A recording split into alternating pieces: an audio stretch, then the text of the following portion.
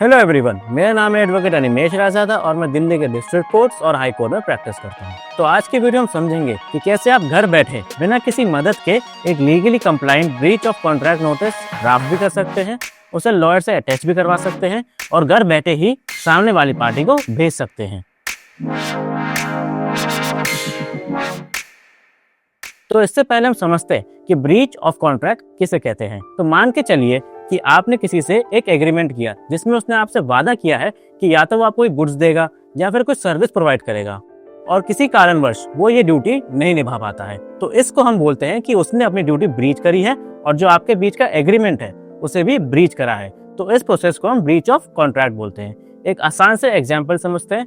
मान के चलिए कि आपकी शादी 10 दिन में है और दर्जी ने आपसे कहा है कि वो आपकी शादी से 2 दिन पहले तक आपको शेरवानी लाके दे देगा, लेकिन दर्जी आपकी शादी वाले दिन तक भी शेरवानी आपके लिए नहीं ला पाया, तो दर्जी ने यहाँ पे आपका कॉन्ट्रैक्ट ब्रीच करा है। तो इस सिनेरियो में आप सामने वाले पार्टी को ये ब्रीच ऑफ कॉन्ट्रैक्ट नोटिस भेजते हैं, जिसमें आप उनसे ये कहते हैं कि जो ड्यूटी आपने नहीं करी या तो उसे पूरा करे या फिर आपकी ड्यूटी ना करने की वजह से जो मुझे नुकसान हुआ है उसकी भरपाई दे, यानी कंपनसेशन दे। तो आइए समझते हैं कि इसको आप घर बैठे आसानी से कैसे ड्राफ्ट कर सकते हैं। तो आपको कुछ नहीं करना है, digilawyer.a वेबसाइट पर आना है, नोटिस सेक्शन में जाके ब्रीच ऑफ कॉन्ट्रैक्ट नोटिस पर क्लिक करना है, जिसके बाद आपको यहाँ पे सेल्फ ड्राफ्टेड यानी ड्राफ्ट और सेल्फ का ऑप्शन दिखेगा, उस पर क्लिक करना है और आपके सामने ये फॉर्म खुल जाएगा। अब जैसे ही आपके सामने फॉर्म खुल गया, आप देख सकते हैं कि आपसे कुछ सवाल पूछे गए हैं। तो पहले टैब में आपसे पूछा गया कि आपके और सामने वाले पार्टी के बीच में रिश्ता क्या है और एग्जैक्टली ब्रीच ऑफ कॉन्ट्रैक्ट का केस क्या है, तो वो आप यहाँ मेंशन करेंगे।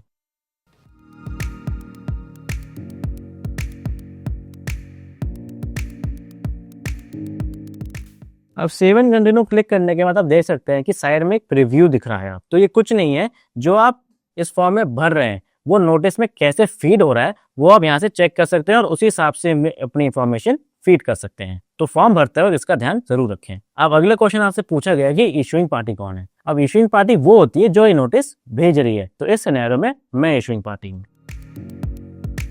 अब रिसीविंग पार्टी वो होती है जिसको ये नोटिस जा रहा है, तो उसका नाम और एड्रेस यहाँ आप लिख सकते हैं। तो ये इंडिविजुअल भी हो सकता है या फिर कोई कंपनी भी हो सकती है।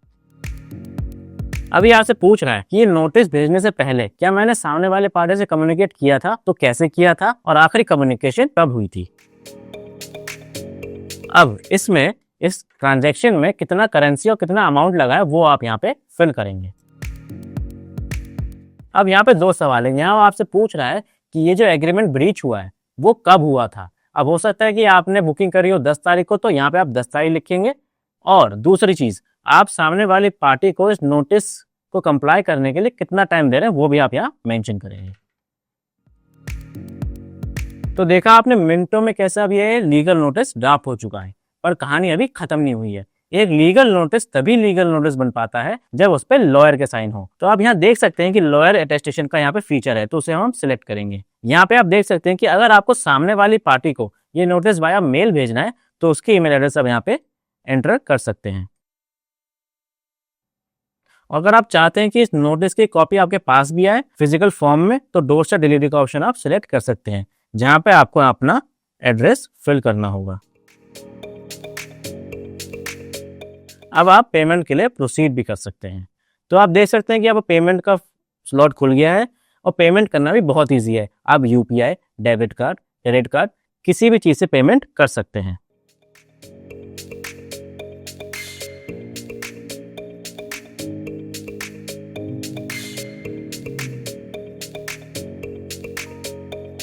अब आप देख सकते हैं पेमेंट कंप्लीट हो चुकी है और आपका नोटिस लॉयर्स के पास अटेस्टेशन के लिए जा चुका है, जिसका स्टेटस आप यहाँ से चेक कर सकते हैं। अब लॉयर अटेस्टेशन में 24 से 48 घंटे का वक्त लगता है, तो आप रूटीन में आके यहाँ पे स्टेटस चेक कर सकते हैं। तो आप देख सकते हैं कि लॉयर अटेस्टेशन का प्रोसेस कंप्लीट हो चुका है और डॉक्यूमेंट आपके पास डाउनलोड होने के लिए आ चुका है। तो यहाँ पे क्लिक करके इसे आप डाउनलोड कर सकते हैं और डाउनलोड करने के बाद आपका नोटिस कुछ ऐसा दिखेगा। आप देख सकते हैं कि जो इन्फॉर्मेशन आपने फॉर्म में फीड की थी वो नोटिस में आ चुकी है और साथ ही साथ लॉयर का साइन और स्टैम्प भी नीचे आ चुका है। अब ये एक लीगली कंप्लाइंट नोटिस बन चुका है। इसे आप अपने आप सेव भी कर सकते हैं या फिर इसे डाउनलोड करके व्हाट्सएप के थ्रू सामने वाले पार्टी को भेज भी सकते हैं। तो देखा आपने ये प्रोसेस कितना आसान है और मिनटों में आप अपने राइट्स को और अपने पैसे को बचा सकते हैं। और यही नहीं, इसके जैसे और भी नोटिस जैसे डिफॉर्मेशन, चेक बाउंस या हरासमेंट का नोटिस भी आप मिनटों में बना सकते हैं डिजी लॉयर की मदद से।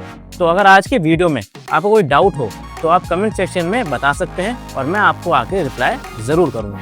तो अगर आपको वीडियो अच्छी लगी हो तो इसे लाइक ज़रूर करें, अपने दोस्तों के साथ शेयर करें और परिवार वालों को भी भेजें, और साथ ही साथ डिजी लॉयर के यूट्यूब चैनल को सब्सक्राइब ज़रूर करें। तो बस आज के लिए इतना ही। Thank you.